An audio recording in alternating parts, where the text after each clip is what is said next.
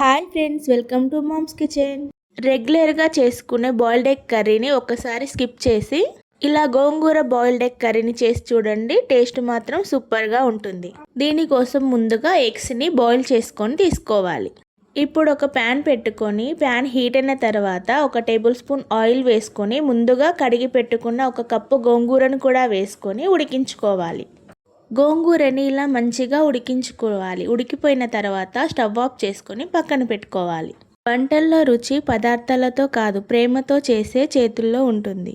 అలాగే మనిషి గుర్తుండిపోవడం రూపం వల్ల కాదు, వాళ్ళు చూపించే ప్రేమ వల్ల. ఈ మాట మీకు నచ్చితే మీ అభిప్రాయాన్ని కామెంట్లో చెప్పండి. ఇప్పుడు ఒక గిన్నె పెట్టుకొని గిన్నె హీట్ అయిన తర్వాత 2 టేబుల్ స్పూన్ల ఆయిల్ వేసుకొని ఆయిల్ హీట్ అయిన తర్వాత పచ్చిమిర్చి వేసుకొని కొద్దిగా ఫ్రై చేసుకోవాలి. ఇప్పుడు ఇందులో సన్నగా కట్ చేసి పెట్టుకున్న ఉల్లిపాయలు కూడా వేసుకొని కలుపుకోవాలి. మూత పెట్టి ఉల్లిపాయల్ని ఒక 10 మినిట్స్ కుక్ చేసుకోవాలి.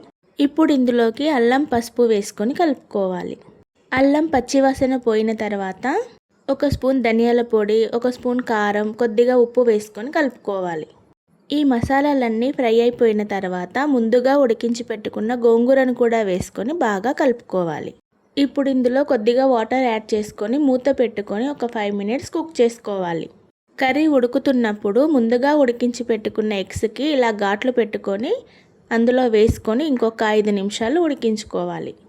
కర్రీలో నుంచి వాటర్ అంతా పోయిన తర్వాత ఇందులో కొత్తిమీర, కొద్దిగా గరం మసాలా వేసుకొని కలుపుకోవాలి. ఎంతో టేస్టీగా ఉండే గోంగూర బాయిల్డ్ ఎగ్ కర్రీ రెడీ. ఇది వేడివేడి అన్నంలోకి, చపాతీలోకి అన్నిట్లోకి పర్ఫెక్ట్గా ఉంటుంది. టేస్ట్ మాత్రం చాలా బాగా వచ్చింది. మీరు కూడా ఈ రెసిపీని ఒకసారి తప్పకుండా ట్రై చేయండి. ఇలాంటి మరిన్ని రెసిపీస్ కోసం మామ్స్ కిచెన్ని సబ్స్క్రైబ్ చేసుకోండి. Thanks for watching. Bye guys.